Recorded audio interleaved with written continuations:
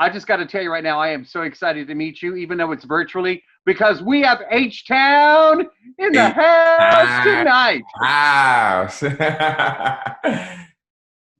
Kendrick, when I found out that not only was this movie made in Texas, but I also found out that it's a Texas cast, and I found out that I've seen you on How to Get Away with Murder. We have that mutual friend, Viola Davis. But here's the thing. I had no idea you were from H-Town. Yeah, yeah. Well, I grew up in Mo City. I was born in Houston. Grew up in Mo City, not too far from the Freedom Tree. Used to go to Galveston every summer. Sometimes outside of summer, it was only like 30 minutes away. But yeah. So this was a special movie to be a part of, and also playing Nathan and Insecure, being from Houston as well. I love my city, my hometown. Well, and now you're on Fox 26, so it's all come full circle for you, my friend. I love that. I love that. Tell me how this role made its way to you. It came through my agency. I got they emailed me the script, and I Skype, did a Skype call with Channing when she was in Fort Worth, like preparing for the movie, or writing, one of those, and it maybe was like 6 months later that it came back to me, and they said they offered me the role, and I was like, yeah, absolutely, I want to do it. To be frank, it ain't paid nothing. Like, it didn't pay much. And so everybody was like, if you're passionate about it, do it. Because I got to pay my bills, and I have a lot of activism that I'm involved in. As a matter of fact, while I was filming this, I was flying back and forth between New Orleans and Houston to fight for ending cash bail with Texas Organizing Project, and the election was happening. It was just like so many things. And of course I wanted to see my family. So my nephew came to one of the events, but it was a special time, kind of surreal, because I had never filmed anything in Texas outside of when I was in high school, just, struggling to make it, doing like commercials and stuff. How important is this film to you personally? I told you a second ago, my one-word review is powerful. For me, it really struck a message. And right now, I don't need to tell you what we're going through right now in our current times, but there are a lot of messages in this film. But I want to ask you, what does this movie mean to you personally? Yeah, so I'm dedicated to the fight for liberation, right? And Juneteenth, growing up, we knew like July 4th was bullshit. It was like, whose Independence Day is this? It ain't my ancestors' Independence Day. That was 1776 or whatever. Like, Emancipation Proclamation was signed 1864, I believe. Oh, 1862. And I don't think the last slaves found out that they were free on Galveston Island until 1865. And nobody was ever held accountable for that, or slavery, period, or Jim Crow or anything else. So I thought it's important culturally, because I'm from Texas, not too far from Galveston, to tell the story of Juneteenth. And they touch on it, but also put it in the context of nuanced portrayals of Black characters, because we don't get to see that a lot. Most of the time we're portrayed as either demonized, criminalized, which is why we see a lot of the police brutality and no accountability that we're seeing right now. Hollywood and the stories we tell contribute to that a lot.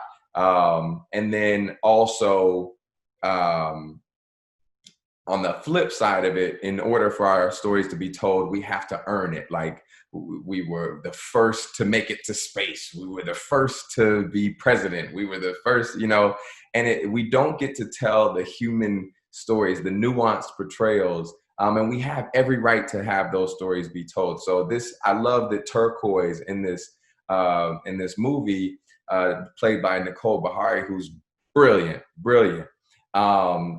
fantastic actress. I even learned from her, but she gets to play this nuanced portrayal of a Black woman in the country, or, you know, country, not, you know, it's what people outside of Texas think is country. I know what you're talking about. But you know, just being a person, just navigating her relationship with her daughter and her mother and the world, and in the context of the Juneteenth culture. And it touches on the history, but I think what is truly liberating about this story is just seeing a Black woman be and just be, you know. And so it's really important. Your character, Ronnie, has his challenges. I didn't see him as a bad guy. I just saw him trying to get through his own struggle. How emotional was this character to play for you? Super emotional, because I know Ronnie. I know so many Ronnies, you know, and to be honest, you know, they cut out a lot because you have to do that for filmmaking. And what it looked like on paper was even more heartbreaking and fun, and like all the nuances that we know Ronnies to be. And I have Ronnies in my family. I have friends that are Ronnie.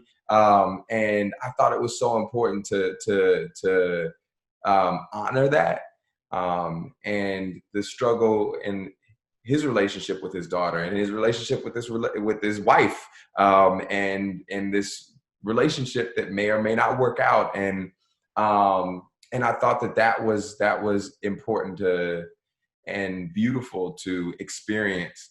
And I wanted to honor that. So that's what I did my best to do. And we're living in a crazy world right now. There was a virtual South by Southwest, so I have to congratulate you all, the entire cast and production team. You guys won Best Film from Texas award at the virtual South by Southwest. Come on now. Yeah. That's huge. And I get it. I totally get it. So that being said, our interview today, we're telling people about this, the educational aspect of the movie Miss Juneteenth. But what do you hope people take away from it? I hope people are intrigued. I hope that they are intrigued by Juneteenth and the history of Juneteenth, and also that they love this portrayal and demand more stories be told like this. More nuanced portrayals of Black people being human, navigating their relationships, not perfect, not flawless, not blameless, but sincere and strong and vulnerable, and, you know, sometimes weak, and just like all the different colors that make us Black, you know, that make us human. And, you know, that just gave me, of course, I'm a creative person, but, you know, all the different colors together make Black. And it just, there's so many layers to who we are, and we haven't, our humanity hasn't been honored in that way. And so that's what I hope people get from it, that they see this, they see themselves in it, whether they're Black or not. And then they see the parts that they don't have to deal with, right? Because they're not Black, and honor and demand that we see more of these types of stories. And hopefully more people want to celebrate Juneteenth, and we could just replace July 4th with a holiday that we really absolutely need to honor. Especially now. So I'm going to give you the camera. We're in Houston. You're from H-Town, Mo City. You called it out. I'm going to give you the camera, and I'm going to let you talk to your hometown. Take it away, my friend.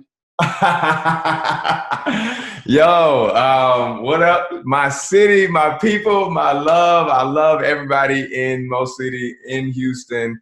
I'm coming there as much as I can to participate and be in a change, and be a part of the community from afar and in person, to make sure that my nephews, my nieces, my future children, whoever, my family, my cousins, I have Black cousins and Mexican cousins and white cousins.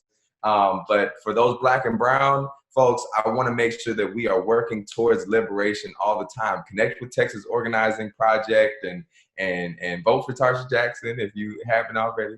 But make sure that y'all get involved in that change and demand these types of stories. Demand we get more stories about H-Town folks, about, we've had one about Fort Worth or whatever. That's fine. It's cool. I love my Fort Worth people, but I want to see more people from most cities, more stories from most city, from Houston, and to lift up our leaders in the liberation struggle as well in our lives and get involved in the work every single day.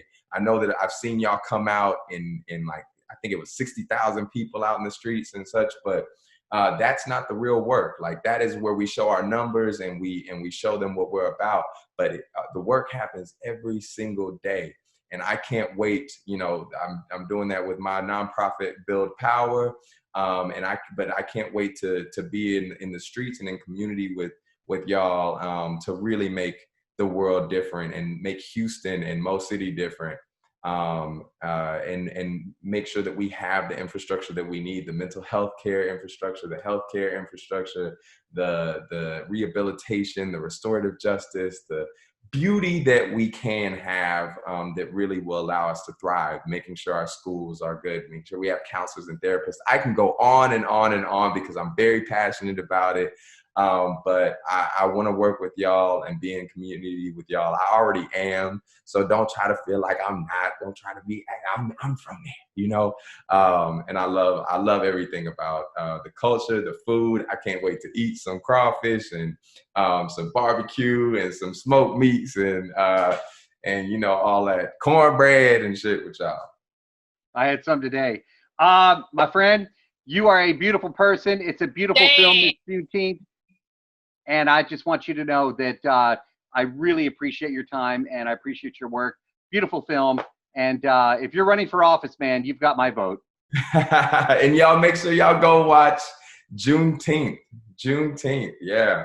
And yeah, absolutely. I ain't gonna run for no office no time soon, but we need more community leaders. I'm a creative and I'm doing my part in organizing the community. So that's what we need. And if any of y'all want to run for office, go ahead and do that. Let us know what we can do for you, my friend. Kendrick, you have a wonderful evening. And again, this is just awesome. I really enjoyed this film. Absolutely. I appreciate you. Thank you very much.